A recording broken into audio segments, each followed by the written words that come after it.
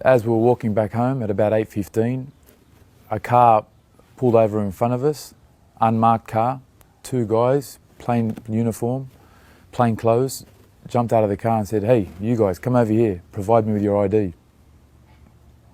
I said, "What's the basis? Who are you and what's the basis for your request?"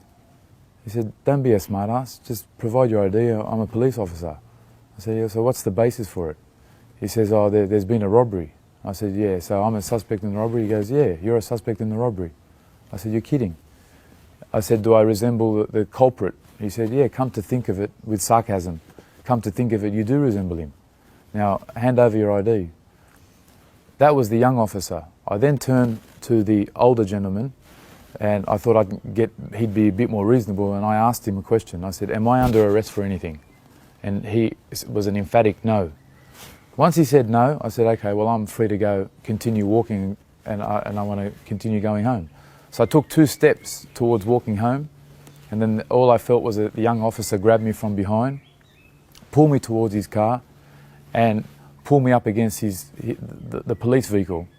He then twisted my arm behind my back and handcuffed me. He handcuffed me in such a way that it was crushing my wrist. When I got to a stage where I felt like I was going to faint because of the pain was excruciating.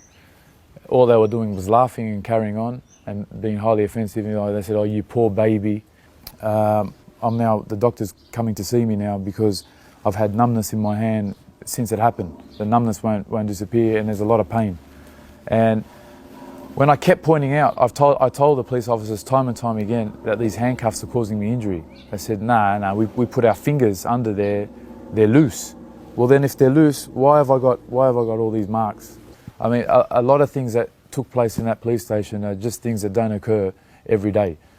I asked to speak to the custody manager and I didn't get that.